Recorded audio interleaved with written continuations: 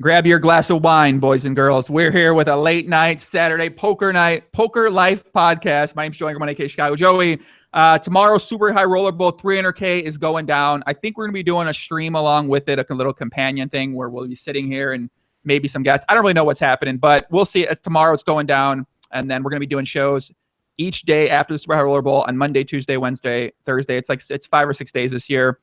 This week we had Phil Hellmuth on the podcast. We had Matt Berkey on, Mike McDonald, Timex. And today we're joined again by one of the most legendary podcast guests of all times. He is still debatably the fittest man in poker. He's a man who's been on a fucking tear over this past year. He's been getting after it hard, traveling around the world, having poker success. He's joining us today after he played a 100K tournament and before he's playing the 300K tournament. We're joined by the man, the myth, the legend, one of my favorite people in poker, Jason Koon, back in the house. What's happening, Jay Koon? Welcome back to the podcast here. Not a lot, man. Strong intro. You got me really pumped up there. How you feeling over there, man? I see you're in a gym. It appears here. Oh yeah. It's just up on the second floor of my loft. Got to keep it ready. You know, wake up in the morning, have a little routine to hit. So you have a loft in Las Vegas, and the second floor has this amazing fitness center behind you. Yeah. That sounds pretty sick, man. Where are you staying for? Where are you living at right now? It's just back and forth between here and Vancouver. The same it's been for a while. Yeah. Where's your place in Vegas at? It's Summerlin. Oh, okay. Yeah, we're you excited for the series coming up here, man? You excited for the whole entire series start off? You plan on playing a lot of events, or are you gonna be grinding a full schedule? Yeah, I think I'm gonna be in there. I'm going to feel it out, though. Every year, I think you can come into the series a little hot, and the next thing you know, it's like halfway, and you're just checked out. I'm not going to let that happen. But I'll be bouncing back and forth between the Aria and the Rio. I'm going to play some WSOP events. I really enjoy it. Yeah. I mean, it seems like in years past, it seems like you've played a bunch of events now, but I know this past year you've had a lot of success. You've certainly had some pretty big scores. I imagine that might make the desire to grind some of the smaller events at the series, and especially you've been doing it for a long time now, I imagine that makes that desire a little bit less. I don't know, man. I like getting in there. I like hanging out with people that, satellited in from Cincinnati, and he's just in there for his first time trying to min cash. I enjoy that. That nostalgic effect makes me excited to play poker every day, rather than just hanging out with all your buds every day that are all business. I guess that makes sense too. I know series out there, like the $1,500 events, do get a lot of those random guys that are in for the weekend and that aren't professional poker players, like you mentioned, from Cincinnati. Shout out to my boy Steve, plays outside of Cincinnati, plays some PLO over there. So yeah, it is pretty cool. I mean, that's what makes Vegas in the summer so fun, is that you have people from all over the world that come out there and they got a dream. Like you made a recent Instagram post, which I made a video about poker being hard, and you made a post that I thought was such a great post. And I think sometimes we forget that this is a dream to people to come play a $1,500 event. And whereas it's been sort of, it's been your life for a long time, and it's been my life for a long time, not tournaments, though, shout to PLO. But, it's such a special moment for so many people around the world to come out to the series in Vegas and partake in it. Yeah, man. It's really an incredible thing. It's something that every year, it's like summer camp walking in here. I get so pumped up. It just reminds me of my first series. And I mean, tomorrow is unique and special. I played the 500K once, but this 300K is just so good. It might be the best tournament of the year for me. And so I'm really, really, really hopped up and excited at the moment. Yeah, 300K Super High Roller Bowl tomorrow. Obviously, last year, great event. One of my favorite things on poker, I think, last year in television. And this year, the field, I mean, it's such a great field. You got the mixture of some of the best players in the world. Then you have the mixture with a lot of guys who are businessmen and recreational, I don't know what you want to call him, recreational businessman. You got Kevin Hart in there. I mean, I don't know. Yeah. Shout out to Kevin Hart, man. It seems like it's just such a great event. It'll be on televised the entire time, and such a special event. Yeah, man. It's a polarized event, that's for sure. You sit with the best, and then you sit with the funniest. Who do you think? You think Kevin Hart? Are you friends with Kevin Hart? Have you talked to him at all or know him at all? Yeah. I've played with him a few times. He's a easy guy to like, that's for sure. I think he's got a little crush on my girlfriend, so he's gonna have to, step back, check himself. Does he? Should I send? Do you want me to send him the clip from the first podcast where we told some stories on there? Nah, man, he's cool. I have mad love for this dude. He is as funny as you think he would be. Does he really have a crush on your girl? I don't know. He's probably has a crush on lots of beautiful women. I think I'd say he's used to getting his way, but he definitely took a liking to her. Every time he sees her, he's like, "Hey, beautiful lady, how are you?" And I'm standing right there too, you know, like, "Hey, Kevin Hart, look up here, man. Cut that out." Yeah, man. I know the big thing I think that's changed in your life since the last time that we talked in the pod was a relationship, man. I think you've been with your girl now for, it seems like maybe a year, maybe more than that. Yeah, 2 years and 2 months, man. Basically, like a week or two since the first Joey podcast. Time flies. Wow, man. It's pretty wild to think that it's been that long. I was sitting there thinking about, I was like, man, has it been 2.5 years, 2 years and 2 months ago or something like that? Man, you were part of that. I'm pretty sure if it wasn't for you, she would have sent me to the showers. Seriously? Yeah, I think she watched it. She got a little hyped up. Let her dad watch it. And then I didn't realize how bad of a cussing habit I had back then. And her dad's watching it, and I'm just like, F this, F that. It wasn't a strong start with the family. Talking about beating people up and That's wild, man. Wow. I'm trying to remember if I think you might have mentioned that at some point in time that she watched the pod and then that got her hyped up. I mean, listen, you were on fire, kid. I don't know, man. We had the Coronas flowing there, man. It was good vibes. It was a good time out there. We were on the coast in California. The next day, you won the tournament, or you went deep in the tournament. You won the tournament or something like that. Yeah, I mean, that was pretty fun out there. Yeah. How's the life been since poker life been since being in this relationship now for a couple of years?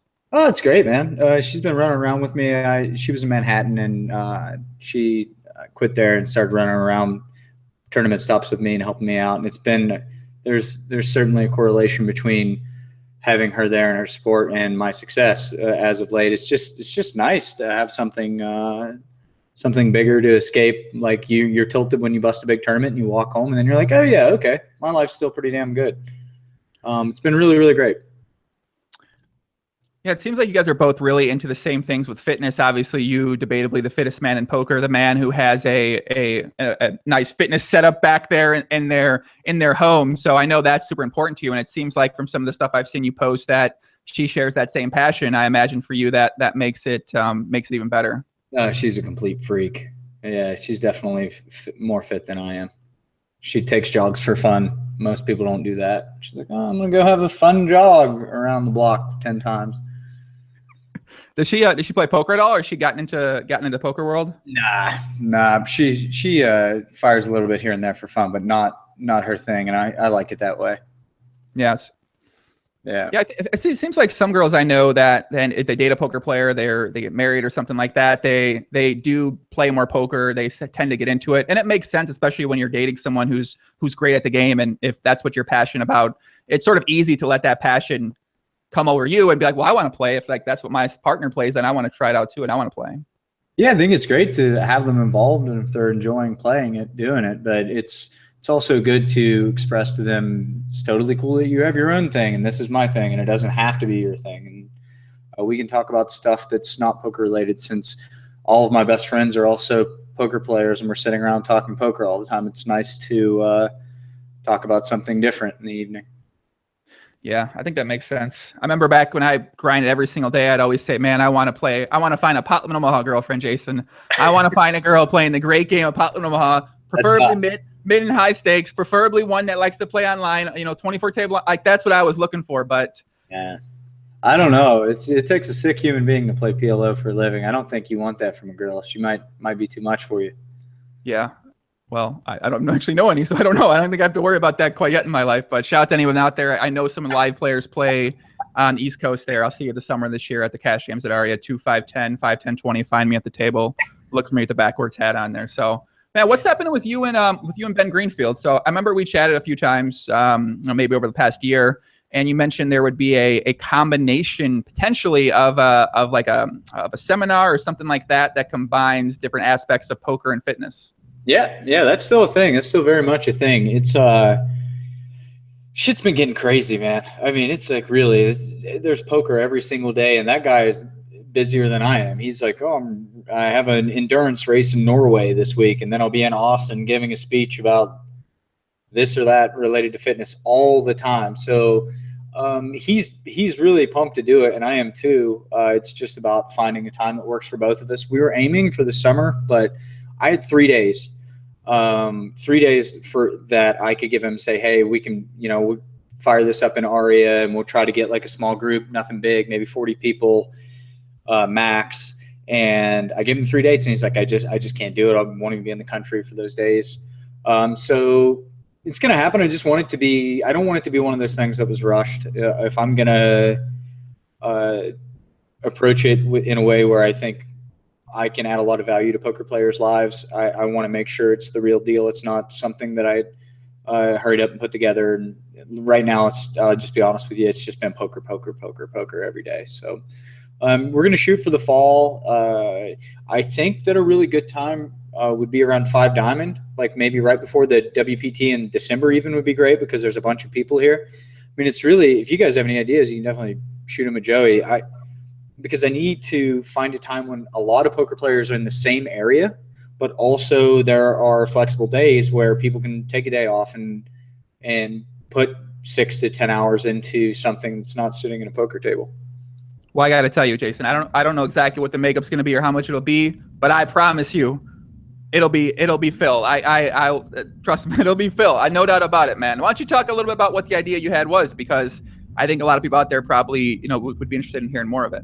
I just think it's something that's paramount to being a professional poker player, and that's understanding what you do with your body and your mind when you're not sitting at a poker table to make the most money and to have the most life EV. So this is, what do I eat?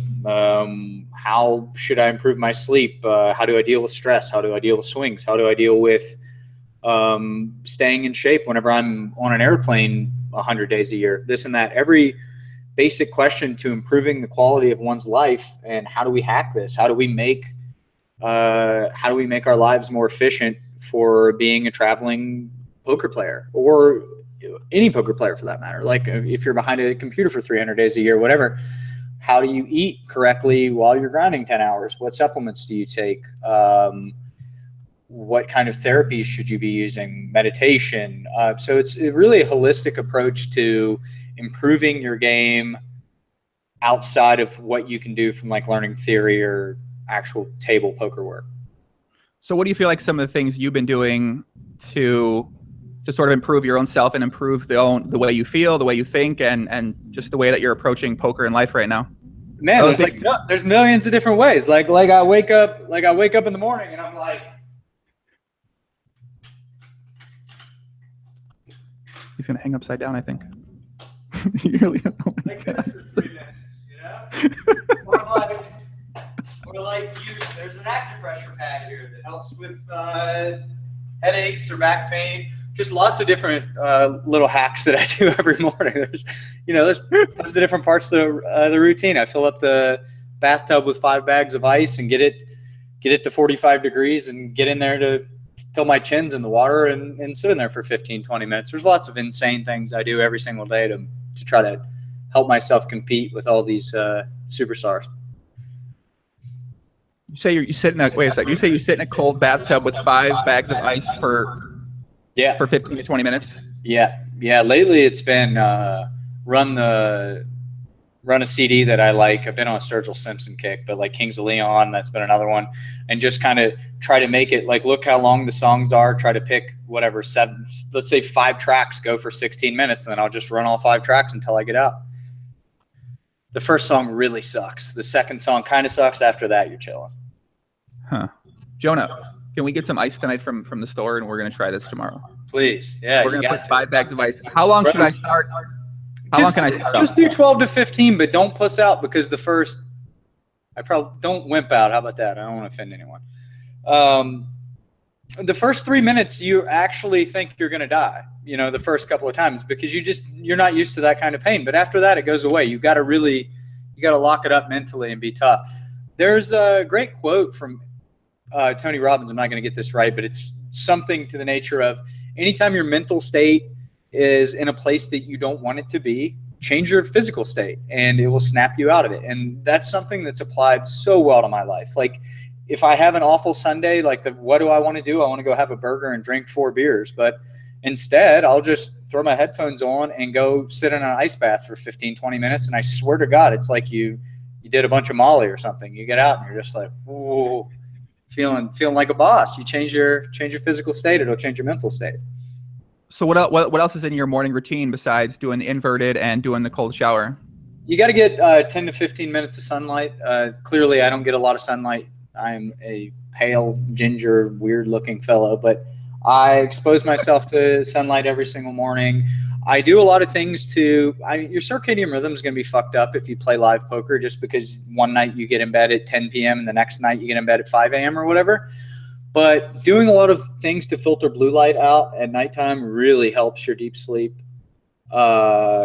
Just like you can get these like weed eater goggles off of Amazon, like the amber lenses, and they block out all your blue light, and then you can watch TV with those on or look at your phone with those on, and it'll help your body get ready to go to sleep and sleep better. Little things like that. I have a chili pad. Have you ever heard of those? Yeah, I've heard of a chili pad before. Yeah. Yeah, I got a chili pad. I'm still not completely sold on the chili pad, but I'm attempting to fix all the different ways of sleep. Just sleep better. That's a big one. Do you use a lot of white noise in the background, and are you really thinking about the light being let into the room at all too? I run an air filter in my room, like a big one, and it's kind of noisy, so that does a lot. I do my best to black the room out, even though light gets through. A lot of windows in this place, in particular in Vegas. It's kind of tough to sleep well. Do you do any meditation before bed at all as well? I do meditation in the morning. In the morning time? Yeah, 10 minutes. Yeah, I've been listening to some stuff before bed. There's some stuff on, I think, Headspace that has things dedicated just to sleep. And I feel like that helps me when I really want to get to sleep. And it's such a fantastic app. Yeah, if you guys don't use Headspace, there's the free version has just regular meditation stuff, but there's other things that have programs for working out. It's sort of like what Fedor's idea is about primed, and it sort of gets you primed to do these different things. And I think sleep is one of the ones on there that I like to use. Stuff is so real, man. It's absolutely 100% beneficial. Like, it's something that you have to build the habit of getting into, but just resetting yourself, recalibrating yourself, and forcing yourself to be in the moment adds so much value to your mental acuity when you're sitting down and play a poker session. Like, all of my worst sessions are whenever I rolled out of bed and just had to sprint to the game, and you're just not ready. So what's the routine like for tonight and then for tomorrow when you wake up? I think a lot of people probably deal with this, but if I get myself too hyped up, I won't sleep well. So my nighttime routines are generally just like within a reasonable measure, do whatever it is that I want to do that I would do in a normal evening. And then that way it's like, because if I feel like if I have a checklist in the evening of things I need to do, I'm going to be too amped up to go to sleep. Like, it's like, oh, if I need to meditate, I need to watch this show because it'll calm me down. I need to read this book. I'll be sitting in there thinking like, damn, I got to get to sleep. It's a big day tomorrow. But if I just like have a barbecue and crack a beer, and like tonight's going to be extra great. My brother flew in and surprised me. So I'm just going to like chill out on the deck and hang out with him and go to sleep when I go to sleep. And then in the morning, it'll be all business. So morning time, inverted. Morning time, just hit it with everything. The sunlight, the foam roller, the acupressure, the inversion, the ice, the old school Notorious B.I.G. music's kind of been like my pregame lately. Been getting way too pumped up though. My God, Notorious Thugs, that song is just so damn good. Yeah, I've been listening to some Tupac for some unknown reason. I'm not sure why, where it came from, what happened, but I just been listening to some older Tupac stuff, and obviously you love Tupac, man. Yeah, you skip on Notorious B.I.G. Obviously, Notorious Thugs. That's a great song. When I was in high school, I used to ride around when I had my system in my car, bumping that song. That the bass hits so fucking hard in that song. It's just, man, I used to love that kind of stuff back in the day. So not too much anymore. I'm sorry, new rap sucks and new country sucks. New country's terrible. New rap is kind of terrible. Yeah, if you guys don't know, Jay Kuhn is. Did you ever get those swing dance lessons? Did you ever go get those country dancing lessons? Bro, I haven't, and we are dying to do that. The guy is like, he's in Orange County. It's not far from Vegas. Or if like you're ever at a poker stop in California, I'm definitely going to do it. My girl's into it, and she's freak athletic, so we could get it pretty impressive for some Stonies nights this summer. Yeah, I mean, your dancing is already pretty good, I gotta say. I mean, your moves are pretty. I don't know, man. I think half of dancing is just embracing whatever it is that you're doing and just go with it. If you're digging it, everybody else will dig it too, you know? Yeah, it just sort of comes down to that, you displaying confidence and you being comfortable with the situation. Just flowing, whatever way it is that you want to. Like Christoph Vogel saying, for instance, like on breaks, man, I swear to you, it's incredible. There's like a break of the 100K last night, and I'm taking a walk to get a juice, and I look up at the top of the steps, and Christoph has just got some headphones on, like doing some like little weird German dance thing, like on break, like getting himself like. It was unbelievable. I was just thinking, man, how much courage does it take to stand in the middle of the aria with hundreds of people walking by you in your tight German jeans doing your little dance? Yeah, it's pretty cool. So do you feel like you're seeing a lot more of that type of stuff from the high roller scene? Because now, you know, as you mentioned, it is sort of a lot of the same guys, and I think everyone's sort of looking to find edges in any spot that they can. So I would imagine there's more people embracing that type of thing. These guys got their shit together. The new age poker pro it's pretty intimidating. They're all bright, and they all really care. Yeah, a lot of these dudes. The degenerates are kind of getting weeded out. I mean, not kind of. They are getting weeded out. And yeah, the people that are trying to fill all the leaks and be most balanced and work really hard, I think it's pretty apparent. They're the ones that are killing the game. Now, you mentioned in a post on Instagram, I'm going to read it for some people. So shout out to Instagram, by the way. It's at Jason Kuhn on Instagram if you want to check Jason out. You said, people often ask us, will you teach me to play poker? I would love to do that for a living. Sure, I'll show you how. And then take the next 10 years, play, study, sleep, breathe, cry, scream poker. Be afraid that the choice you made was a failure and that everyone is going to mock you for the careless decision that you made to leave your safe and steady career. After you've stepped over the hump of establishing that you have what it takes to make it as a high-stakes professional, you then have to stay alert. Stay alert, ever knowing that there is some kid in Belarus who is smarter, younger, and potentially hungrier than you to take your spot. You want to learn, you want my spot, sure, come and get it. I thought that was such a great post to make. Yeah, I was sitting on an airplane. I was sitting on an airplane whenever I thought about making that post, and I was just like really pumped up, and I often in airports, that's when you have that conversation with someone, you know, like you're sitting down and a person goes, oh, what do you do for a living? And then you either lie and say you're an accountant, or tell them the truth and look forward to talking about your career for the next 20 or 30 minutes. Because every poker player, if you say that to someone, like, bring on the questions, you know?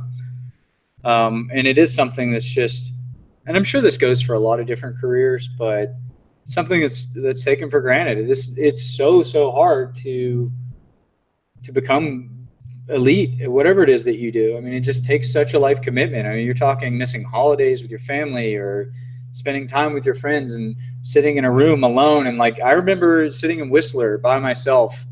I made a personal project. This must have been in 2013.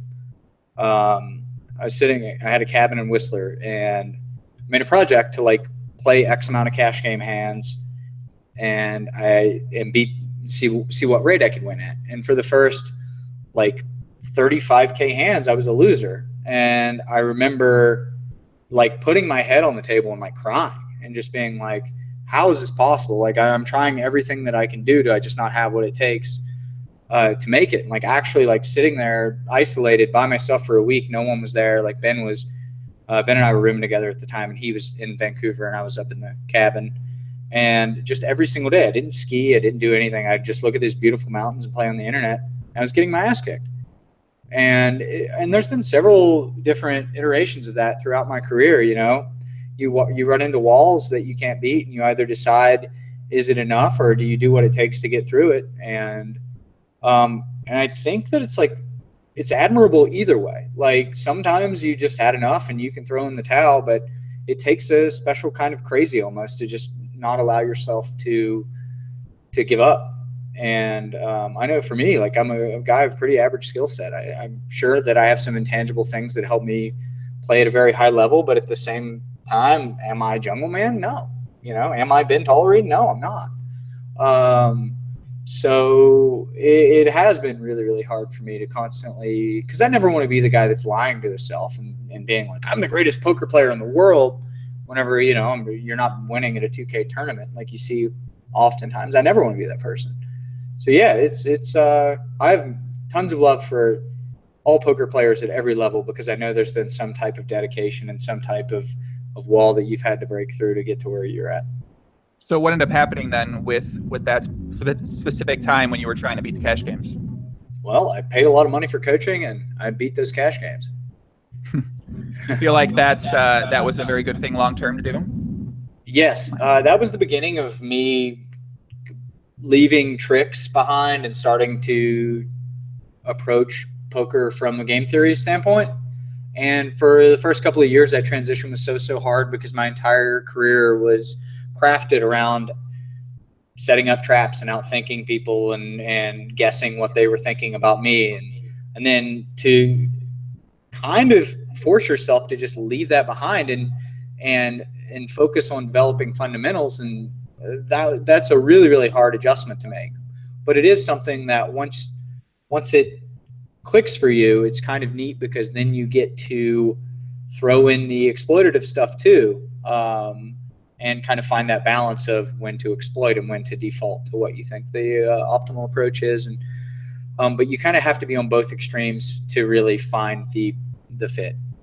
So what do you think you did what were some of the fundamentals that you had to go back and sort of learn to change that? I actually freehanded stuff. I read a bunch of mathematics books that were dry, and I didn't take advanced math courses or anything in university. I ran through those. I did a bunch of CREV outputs. This is before the solvers and all the fancy shit, you know. Got coaching by guys that were just way better than me, and made a bunch of mistakes over and over again until a few things started clicking. So do you think that coaching overall, I know some people say you're sound, I know, but some people, guys, there's something like, I think there's a little feedback on your end a little bit, Jason. Oh, really? Yeah, just a little bit, yeah. It could be the connection, or it could be something, I'm not sure. Is this better? Let's see. Yeah. Is that a lot better? Yeah, it's a lot better, yeah. Bam. We fixed it, guys. Thank you for the chat, guys. Yeah, I was hearing a little bit too, but. Sorry, guys. And, yeah, so it sounds like, do you think that coaching is something, because it's something I've been thinking about. I was reading about this today. I was reading a book called Peak, which is about, sort of reaching this peak performance. And one of the things it talks about is that in purposeful practice, getting feedback from yourself and from other people is something that's really important. And I thought about myself and how I've really never done much coaching stuff. And even right now, I feel like a coach for the next stuff I'm doing in my life would be probably beneficial. But do you think that coaching is something that is important to really reaching a higher potential, whether it's poker or even things outside of poker? Yes. I think that it's really important to be a coach and be a coachee. It's stimulating and rewarding to help someone that you're mentoring. And it's also always important to be around people that are helping you see the game, whatever it is that you're doing, in a different light. I'll always have coaches, no matter what it is that I'm doing. Even if I feel like I'm pretty solid at whatever it is, I'll find someone that sees things slightly different than me and ask them for their assistance and try to figure it out. So what are you getting coaching for right now? Well, I'm having a phone call with Jared Tindler tomorrow morning before the 300K. So there's a mental coaching thing. I have a team where we all work together with poker stuff. I do coaching some, although I've been very busy lately. And I know I haven't made any run at once videos, which I will do. I promise. Everybody's yelling at me for that, but I'll do it. I get coached. I'm constantly learning things. I mean, I'm always just trying to find. Really, my life model has been, this is coming from a guy that was, like we talked about on your first podcast. Like I came from I was homeless at one point in my life. I was raised on welfare and first person in my family to go to school and go to college. And by college, I started to see like people that were impressive if I bugged them enough and kind of showed them any sort of value and interest, that they didn't mind talking and chatting with me about whatever it is that they were good at. So my life model has just been like, surround yourself with people that push you to be better and that make you feel good about yourself. And so that's kind of like my family now. My friends are all people that we just sit around and grow together. There's not really much room for stagnant relationships or stagnant partnerships even.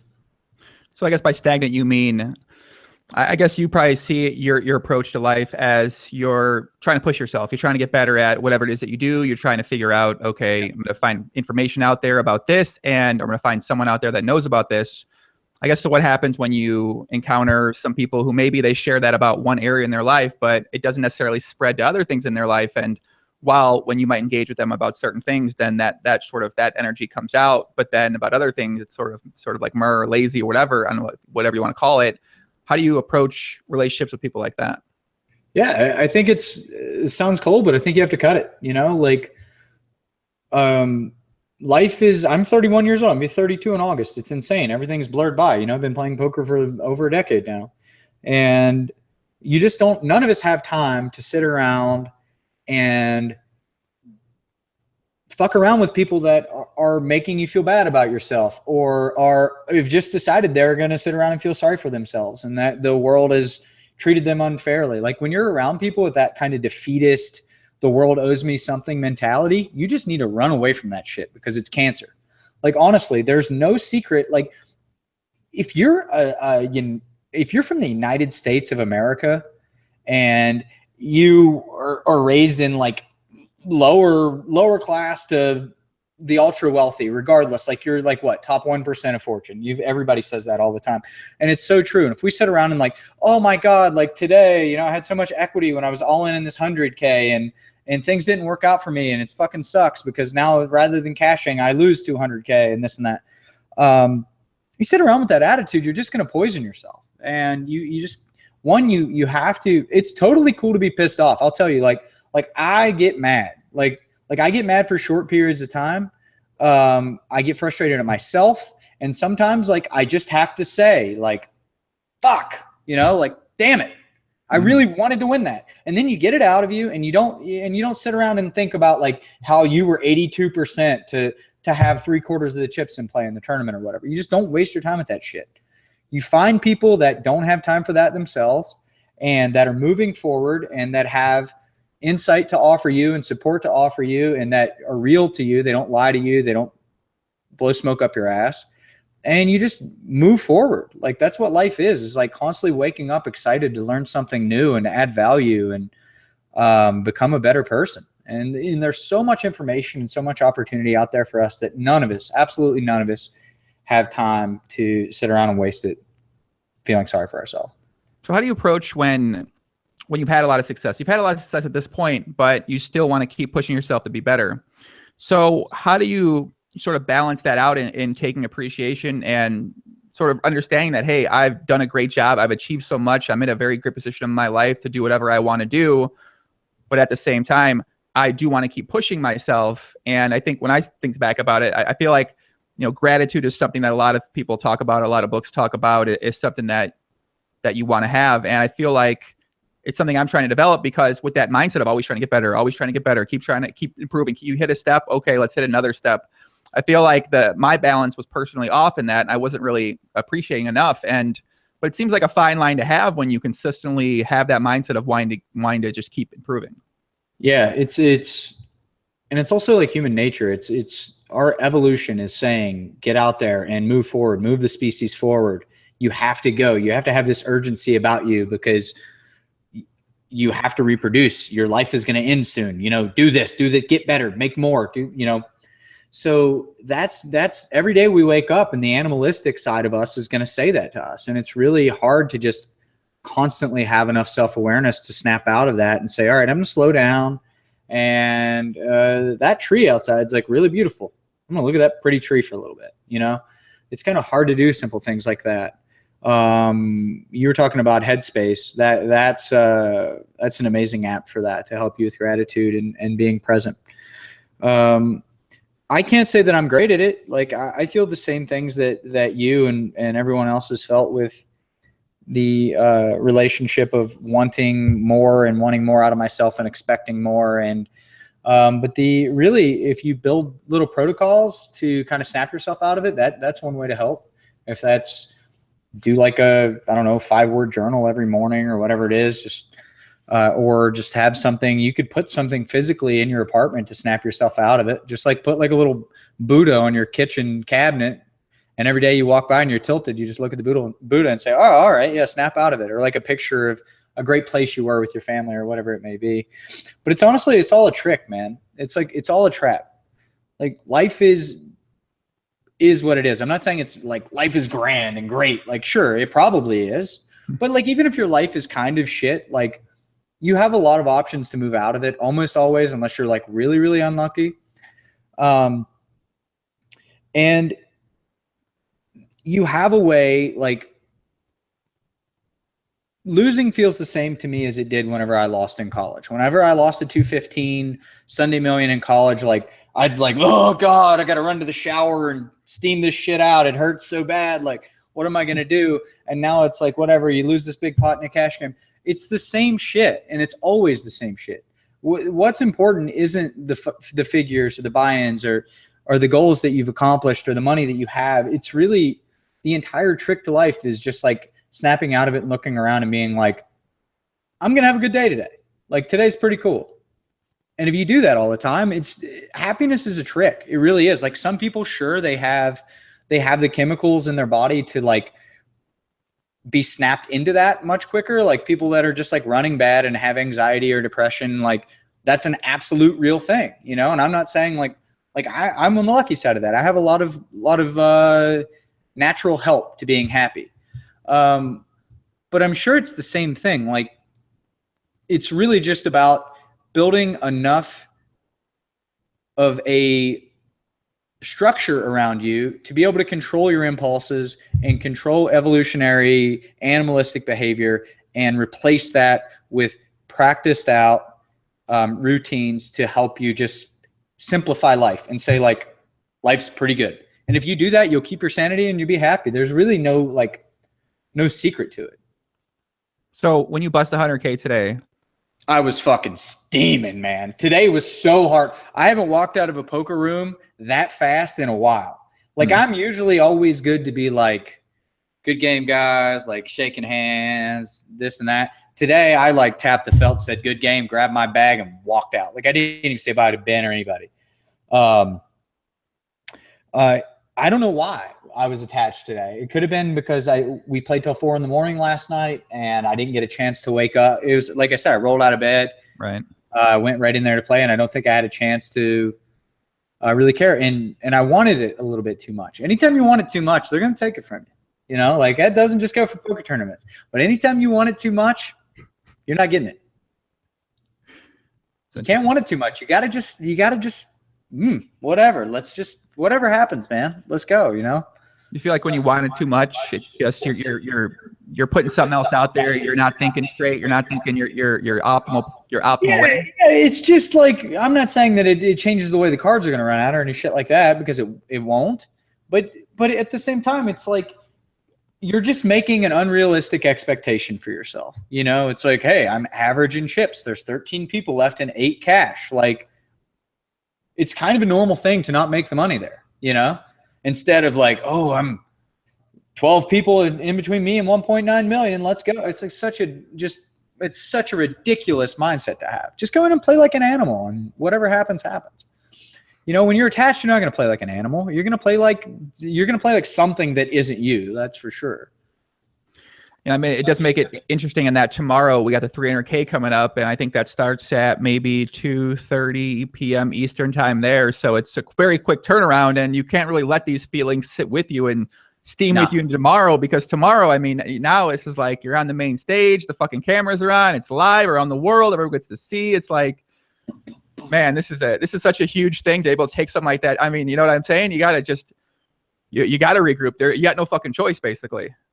Yep. And you know, the thing is I'm most likely going to bust that tournament too. It hurts to say it. I hope I win. That'll be really sweet. And if I do, we'll all have high fives and beers on me and all that. And that'd be really great. But let's be realistic. Like, most likely I'm not going to win. I hope I do. But it's just like, go in there and just boss it out. Just play. You know, you've worked your ass off for so long. Just go in there and execute. And then whatever happens, you know, if I get to the river with a bluff and I have to shove and I get snapped off by Hellmuth and I walk out of there, I'm just going to be like, you know, man, I followed through with what I had to do. And that's really how you need to be if you want to make it. So you don't feel like, I mean, in theory, I think that's correct, but I would imagine that in a 300K, something like this with, it's just, I don't know, I feel like people are going to be less inclined to do that because, and I mean, it might even make sense that maybe the... No, they definitely will be less inclined to do it. 100%. Right. They will be, but I'm not dealing with that shit. I'll tell you right now, like I'm doing the play. I'm not saying I'll get the play right, but whatever in my mind in that moment is, I think is what I need to do, I will do it. Like I'm sure I will make mistakes, but that's just, I'm done with this shit. I had a hand last year in one drop last summer where like I got to the river with a bluff that was worth a lot more than zero. And I pussed out. I'll be honest with you. I hate saying it. I'll say it to the world. Like I got to the river with a bluff last year and I let the guy show down the bottom of his range. And I was so upset with myself for like 3 days. I don't even remember how I busted the tournament. All I remember is not firing the bottom of range bluff that I had like one of the follow throughs on. And after that, like I got on the phone, I talked to some people and I was just like, I'm never doing this again. Like even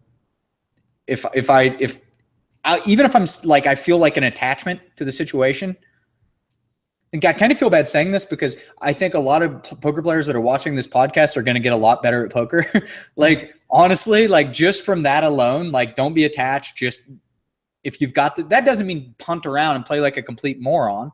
It just means like when you have the decision, have the courage to follow through. And I didn't, you know, and I just decided like, I'm not doing that anymore. I'm just not. Like if the decision's what I think to be right, I'm gonna do it. Even if I'm scared, even if I am like, oh man, I don't want to bust this tournament like this.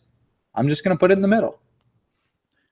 Yeah, I think from like when I think about that statement, I mean, just in terms of how potentially, let's say you think it's the right player, you know it's the right player, and you follow through and it doesn't work out. I mean, I feel like from my perspective, I definitely don't do some of those plays sometimes because I know that just over a couple hour session, if I'm going to play for a 6 hour session, I mean, if I do this play and then I lose, it might just, it's going to fuck up my mentality potentially. I think we all recognize when that's going to happen to us. If we do this and we end up being wrong, it might stay with us for days or for weeks. And even though it shouldn't, right? It shouldn't stay with us, but it still does. So there are certainly some times where I'm just going to say, you know what, fuck it. I know I have blockers here. I know I should just I know I should fire the turn, fire the river, but I'm just like, you know what?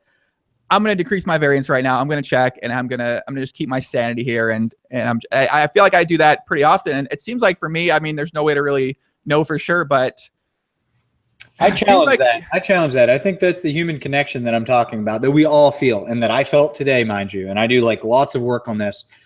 I challenge to say that if you know something is plus EV and you are making assumptions about your future mindset, I think that you should deal with the mindset separately off the table and then be a beast and give it to them with the blockers or whatever, you know, and then they snap you off and you lose your buy-in and stand up and pat yourself on the back and say, I did it, whatever, man. Like I did it. I didn't want to do it and I did it, you know, like that's I just think like I look at somebody like Timothy Kuznetsov who just like he's just bluffed it off to me in like 3 600 plus big blind pots in live poker. And like he gets to the spot on the river and it's the same every time. He just rips it in there because he knows it's the bluff. And then the guy just proceeds to win like the next 500 hands without showdown because everyone's so afraid of him. You know, it's like you just play like an animal if it's right. And you see somebody like that that's completely detached from if they look like a fool or not. And I think in the long run, you'll outperform your results if you didn't play that way. Yeah, I remember Ansky saying something like this. I don't know if it was on a pod or somewhere else, but he said, if you think you have a plus EV spot, no matter how plus EV it might be, even if it's more PLO, if it's 52% or 51% or 53%, if you think it's plus EV, you have to take it every time. And I've thought about this a lot because I'm like, man, I know, but obviously then it's like, if you're wrong and you're not 53, then you end up being, you know, potentially 27. I feel like it falls on some spectrum where let's say you think it's plus EV and when it is, it's only marginally plus EV. But when you're wrong, you're crushed on this side of the spectrum. And I've just been thinking about that a ton in terms of how to approach it, how to think about it. And I guess you just have to get better at identifying where you fall on that spectrum. I think that's the challenge. Yeah. Figure out, okay. Well, that's also what you're saying is a lot more assumptions based. What I'm saying is when you've done the work and you know a spot and you know it very well, don't ever back out on what you know is the right decision. If it's entirely different, like if you're uncertain about a decision and you're like, oh, this could go either way, and then you don't follow through with it, that's cool. That's totally cool. But I'm saying if, like say you were on Poker Juice last night and you like saw this spot 10 different times. And then you're playing PLO the next day and you're like, oh yeah, I looked through this spot, and you get to the river and you check when you should have bet, then you've got an issue. Like if you've got good information, your stuff is good, you've learned it, you know the spot, and then you refuse to do what you know is right, you have to have a talk with yourself. That's what I mean. Like my spot in one drop last year, I knew what the play was. And I just didn't do it. So I guess from a tournament perspective, you don't think there's any merit in just not making that play and potentially finding an even better spot? Sure. Well, it's important to understand all of the nuances in tournaments when you are making a decision. But after you've factored in those nuances, you follow through with the decision that is right. Sure, there's going to be more checks and less betting and a little less raising or whatever as you approach bubbles and things like that. But you just have to know those spots. That's what I mean. I think some people are going to hear that out there and totally misinterpret that and misapply it to their strategies now. And they're going to start blasting off in some other and be like, man, I fucking thought I knew he was going to fold queens in this spot, Joey. And then they're going to, oh man, I'm telling you, it's no, you gotta be disciplined, but fearless. That's it. You have to have discipline. You have to know your stuff. You have to work hard, and then you have to execute once you know your stuff. Have you been playing a lot of cash games as well too, in addition to tournaments? Yeah, I play a lot of cash. Are you playing any mixed games too, or just no limit hold'em right now? A little bit of PLO. I'm still not good, but I am quietly learning it. And unlimited, I've played a lot of cash. Yeah. Are you gonna be playing any of the high stakes pot Live in Omaha games at the Bellagio this year when they inevitably pop off with all the crazy people in those games? I doubt it. I found myself in like a PLO game that was way too big on accident once this year, and I sat there and played for a little while and then got my ass out of there because I wasn't ready for that. I just happened to, I thought I was going to play a no limit game, and then it became half and half, and I'm sitting there going, I don't think I want to be doing this. Yeah, I mean, obviously, you and Ben Tellerine, shout out to Ben. You guys are friends, and Ben's been playing pot in Omaha. He's been one of the best players in the world for a long time here. So, yeah, it's always good when you can kind of talk hands about PLO, and obviously he's great at the game. So, but I feel like, online PLO, it just seems like, man, unfortunately, online PLO is just not what it was even a year ago, man. It's so sad. It sucks. It really does. Yeah, rise of the machines, man. It's scary times for the internet poker. Charlie Curl in the chat. Shout out to Charlie. Just took down the Scoop main event. He says, "Hey Poppy, Charlie. Jason for sure takes the batshit crazy spots he's meant to." Well, I don't know, man. Like I said, I'm just working on trying to not be attached. I think Charlie's actually one of the most detached people with execution. You don't have to worry about him backing down. That's for sure. Well, Charlie seems like he's been on a fucking roll lately. He took down the Scoop main event there for, I think it was a $1 million United States dollars there. So anytime you can get, and he did it from a Mexican Starbucks because the internet went down there. He's drinking a macchiato, shipping 1.3 mil. Oh man, it's incredible, man. Shout out to everybody in the chat. Shout out to everybody for tuning in. And if you watch Super High Rollerball, I believe it's on the Poker Go app on Poker Central. I think that's the only way to watch it. We're gonna be doing a companion stream tomorrow as well, where we'll be talking about it. And I mean, I got my picks to win. My picks to win are Jay Kuhn, Matt Berkey, and Phil Hellmuth. I mean, those are just my guys. I gotta go with them for this year. And Bill Perkins too. I gotta support my boy Bill Perkins. Shout out to Bill Perkins, of course, man. Much love for Perky. You ever talk to Perkins at all, Jason? I feel like the two of you guys would get along quite well. Yeah, we're boys. Yeah. I think it's from talking with him. You two seem like you'd have some great conversations about all sorts of crazy shit. I mean, he's next level, man. I'm just out here trying to make it. He's already been there, done that. So what's kind of what are the goals of poker stand for you right now, man? Because you have a big year, you have some big scores, you have a lot of success. Took down the Super High Roller Bowl this year, or Super High Roller this year. I mean, there's like 1 million, I guess now, but in the PCA, you took that one down with the very, very, very epic photo with the flexing on there. I think Ben was in there. I think Morgan was in there too with Ben. Richard was in there with his wife, and you and your girlfriend were in there too. Very, very, very on brand photo of you there, Jason, by the way, with you guys all flexing there. But I mean, where's like the, where the goals stand for you with yourself, and what, I mean, is it just like, it seems like now it's more trying to just stay up there, trying to stay at the top, trying to maintain that success. And maybe it's been that way for a long time.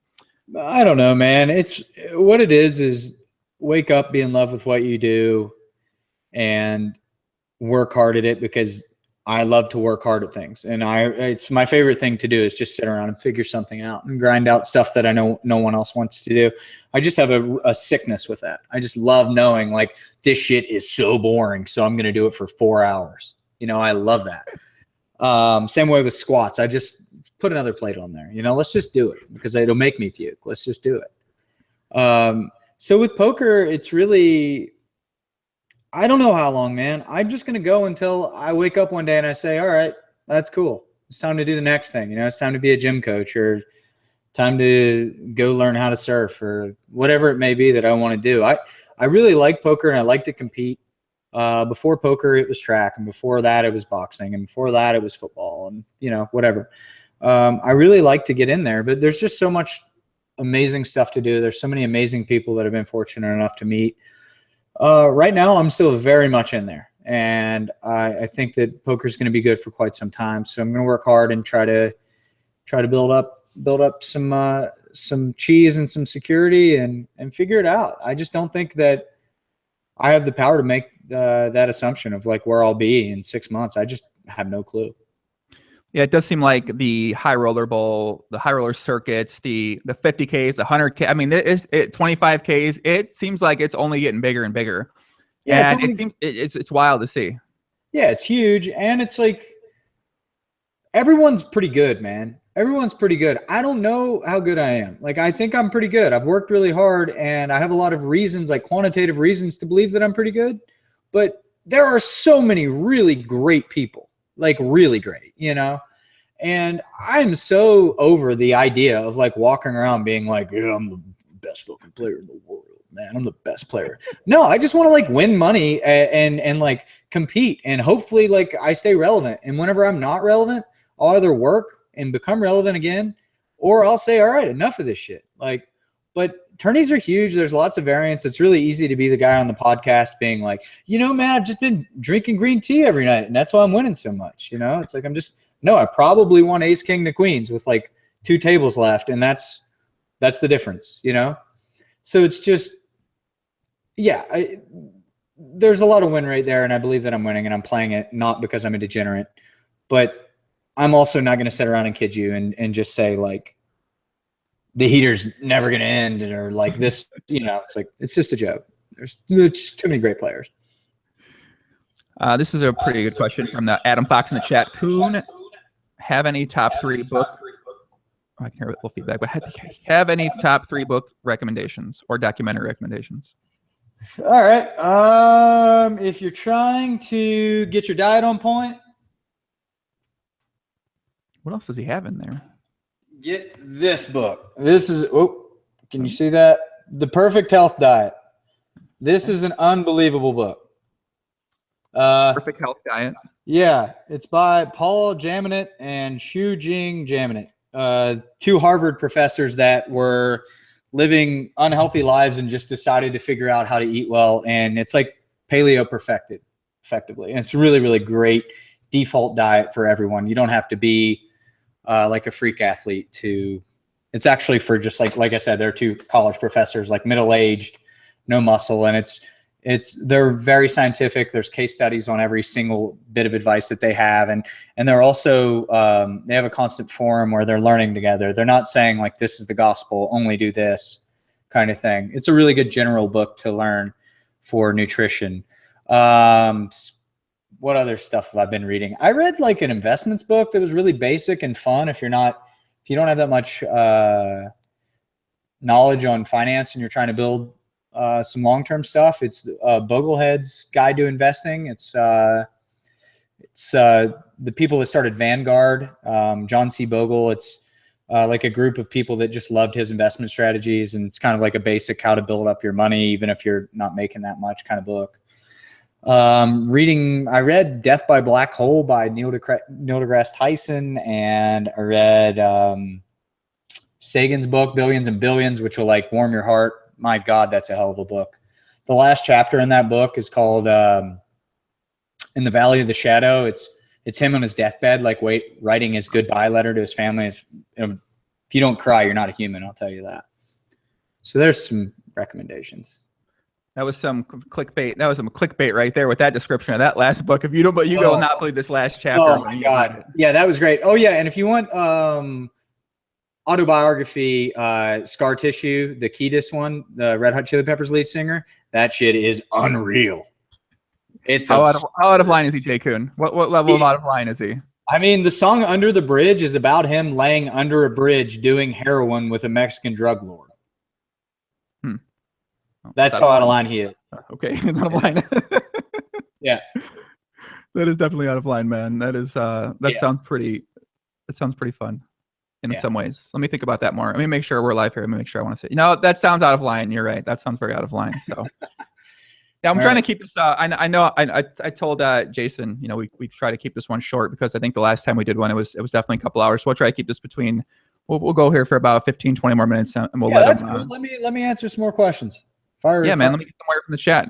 Matthew had a good one earlier. Said, ask him if he does muscle ups. Also, how to describe his lifestyle and how he builds confidence. Well, the confidence thing is insane, right? Like we're all insecure in one way or the other. I think you just trace it back to the first time you were picked on. Rogan has like this great stand-up where he talks about how we're just all walking around and like every decision that we make in the future is like, oh, that they said that makes me feel good, or oh, they said that makes me feel bad. I'm not going to do that anymore. And that's kind of like how it worked, like I never grew a beard because I have a really red beard. It's like outrageous. And I just remember like having this big fiery red beard and like people giving me shit about my ginger beard. And then my girlfriend was like, I really like your red beard. And I was like, oh, I'll grow a beard. It's like as simple as that.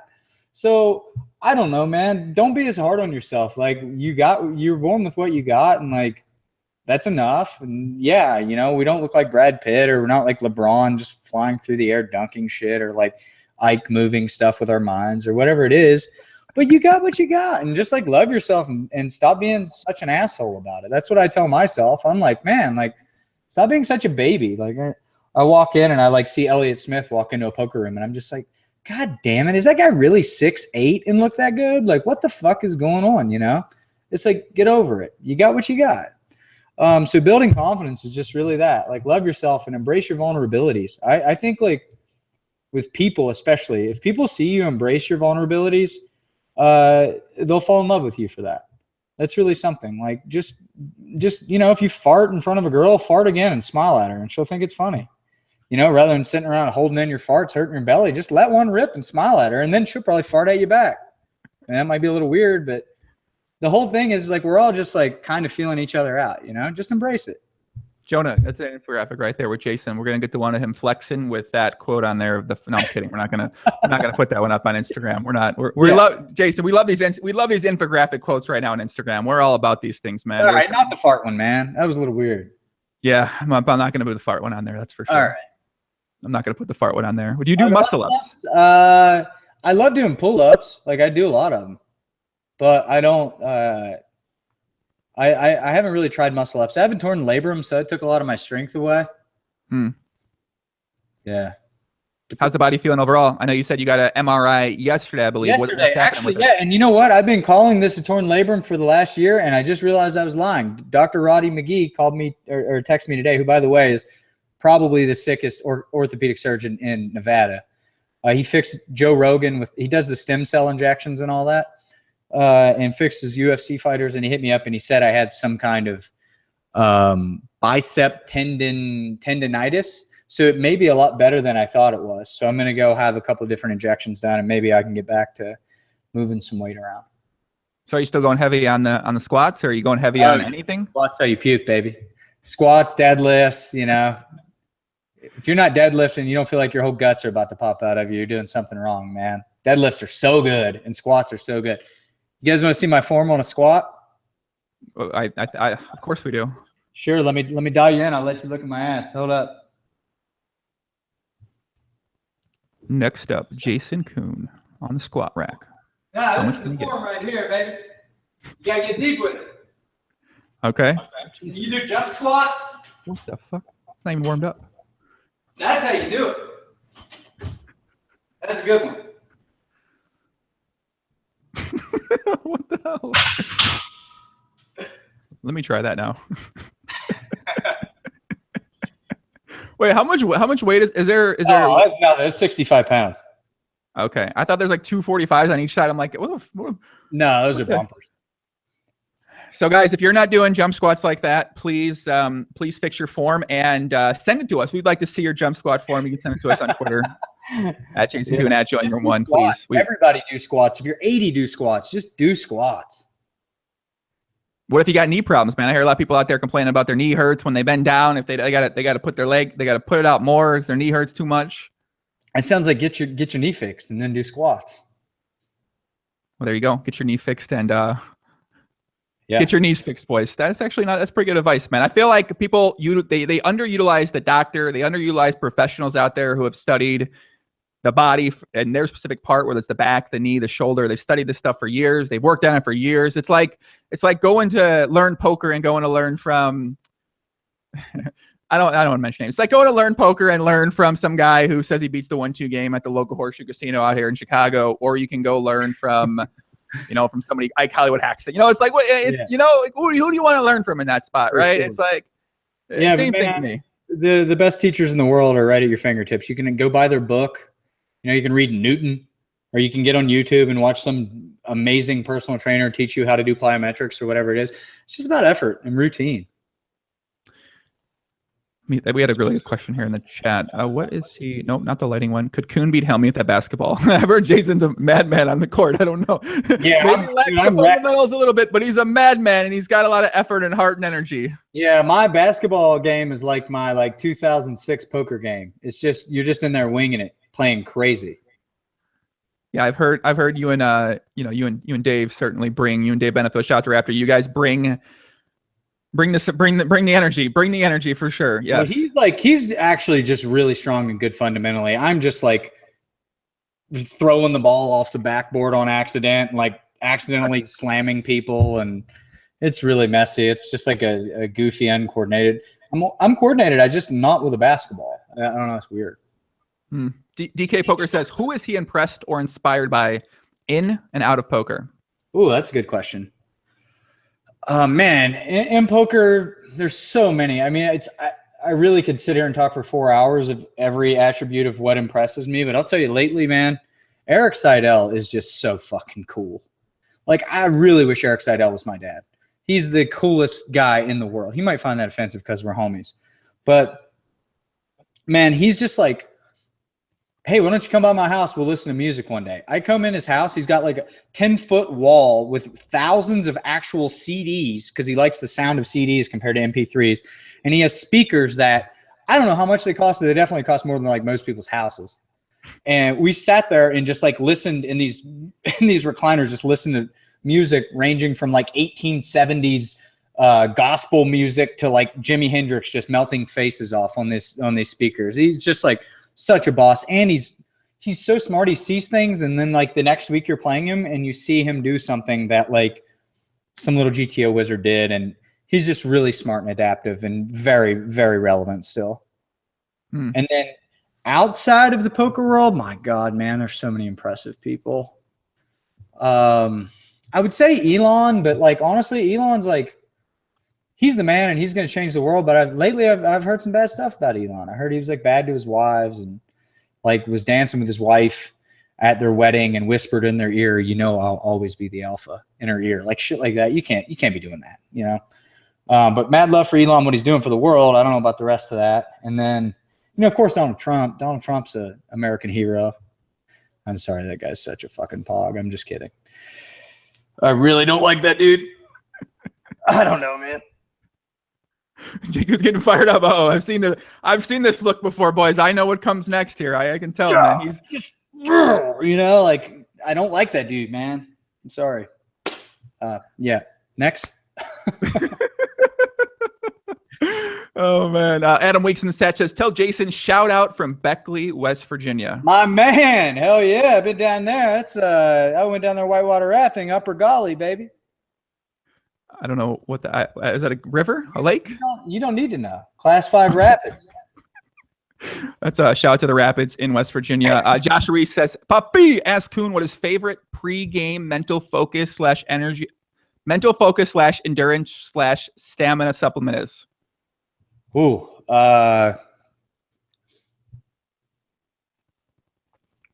Okay. I mean, man, it's just hard to beat coffee with a bunch of butter and coconut oil in it. I just think it's just hard to beat that. You know, it's really great.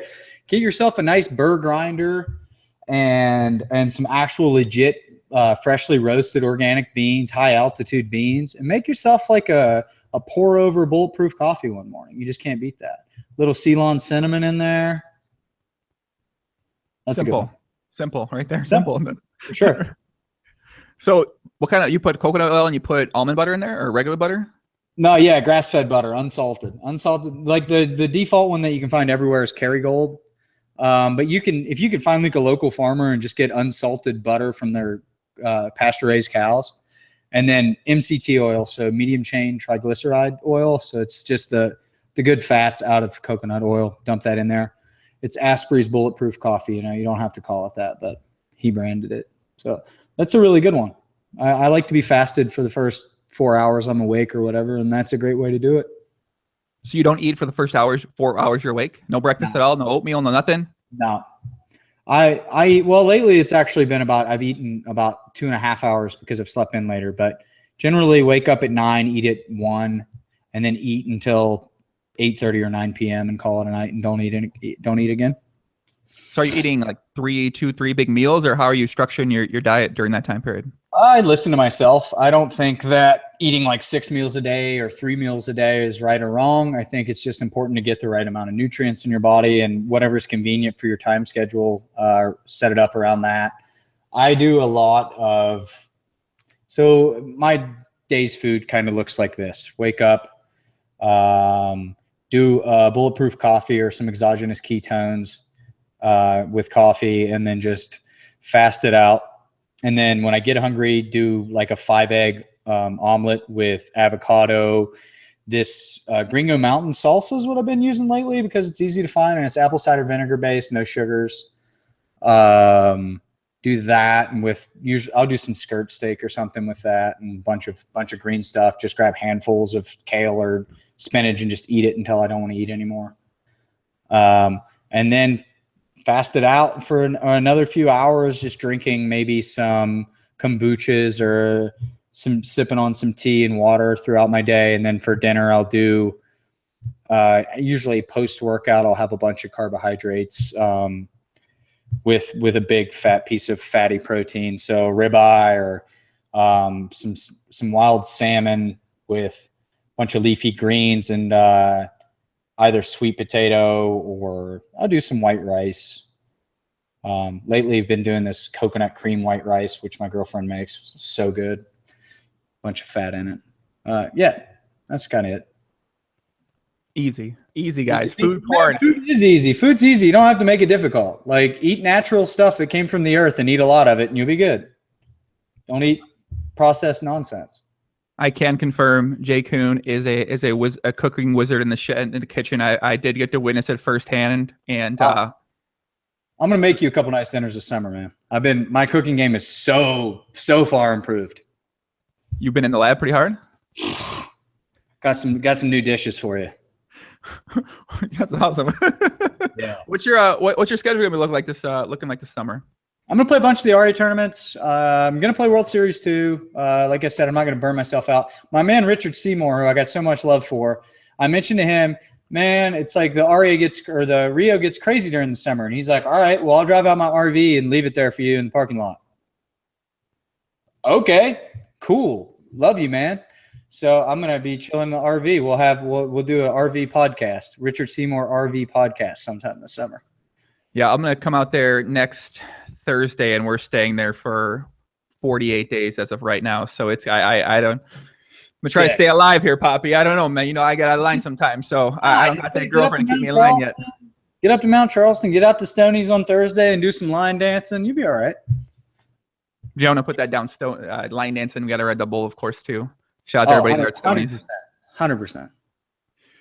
Let me shout out to everybody in the chat, man. We got a lot of people out here tuning in Saturday night. I don't know what you guys are all doing awake right now and watching the podcast on a Saturday night, but hopefully you are enjoying yourself, my friends.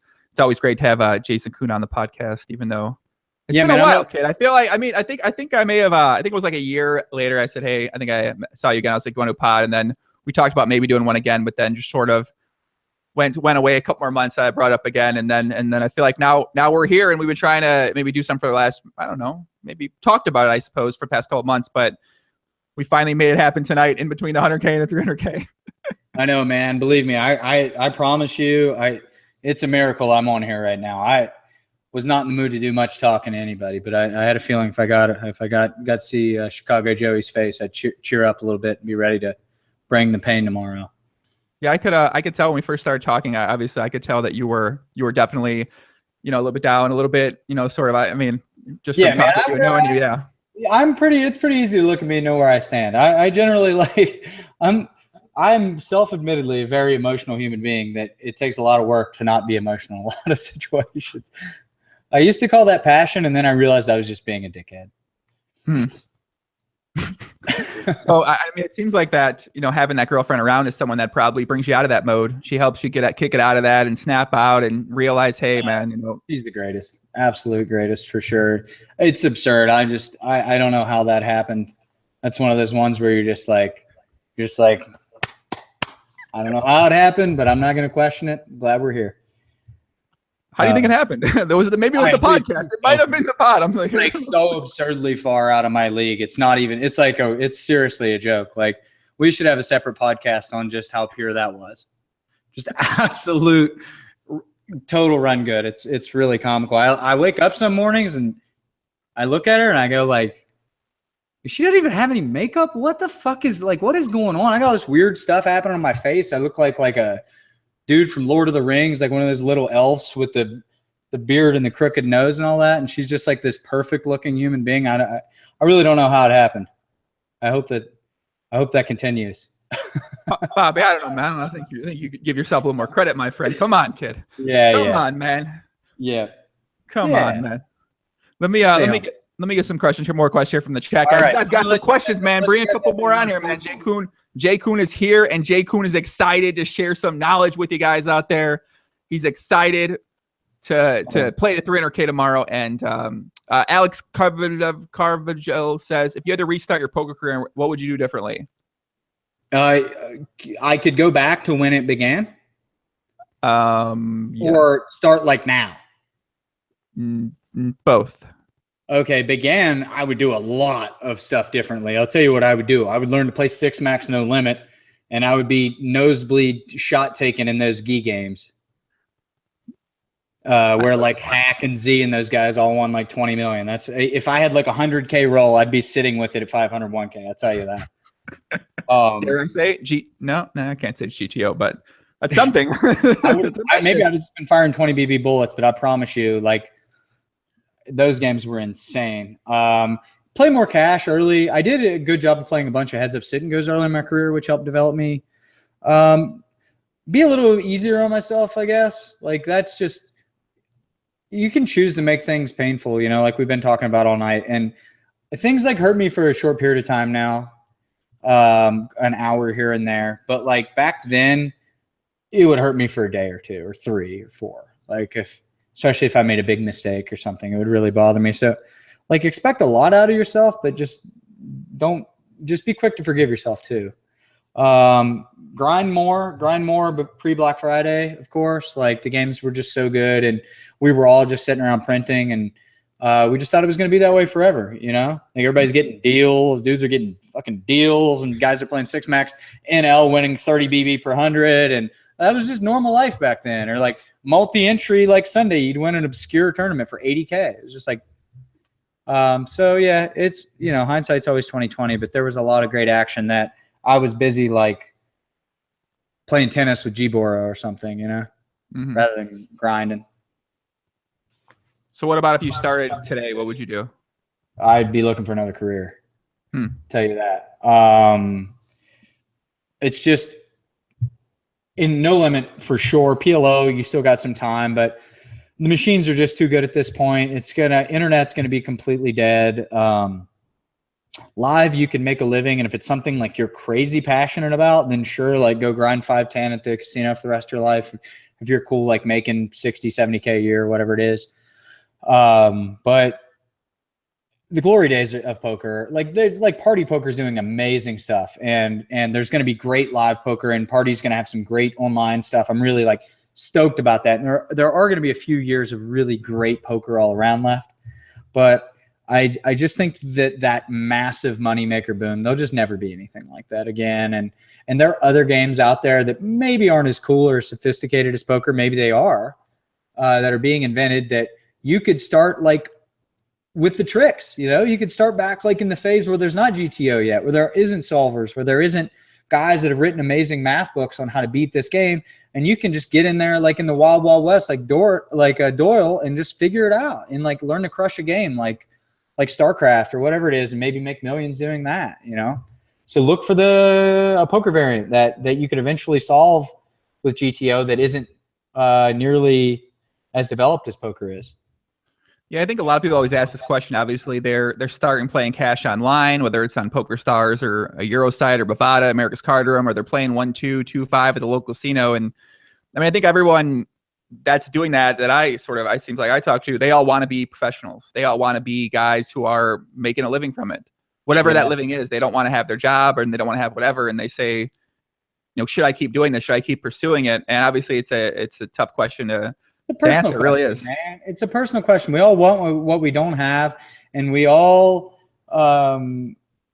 picture this other life that we could have that would be so amazing. And like I said, it's just a fucking trap. Your life is what it is, and it's really cool, and it's going to be whatever it is. So like, embrace it. Like, no, and mind you, I'm very spoiled. Like, this is like a joke. It's coming from the guy that's like run really pure and like, like been given a lot of gifts that I don't deserve. But like, that's what I say to myself all the time is like, I don't want to sit around and waste time thinking about like how great my situation would be if I were someone else. Just like do whatever it is that you want to do and enjoy it. Mm-hmm. Brandon Shaq Harris in the chat says, will Jason be playing the $1,500 Raz with me in a bear suit this year? In a bear suit? Booked. Absolutely booked. I'm in. Yes, Jason will be playing in a bear suit in the $1,500 Raz event this year. Correct. You bring the suit, and I'll wear it and play some Raz for sure. Who does not want to play Raz in a bear suit? I think everyone should be playing Raz in a bear suit this summer. I think. Hold up a second. Check this out. Does he have a bear suit there too? If he pulls out a fucking bear suit, guys, I don't know what I'm gonna do with myself right now. He's gonna have a bear suit, isn't he? He's definitely gonna have a bear suit. He's got a bear suit, doesn't he? This is my robe. What the fuck? It does a bear suit. So do you wear this? Is this something you wear all the time? You wear this out to the store? You wear this to poker tournament? Like wake up in the morning, have some coffee, get ready for the World Series robe, Would you ever wear that to the poker table like Dan Coleman or Dan Smith might do?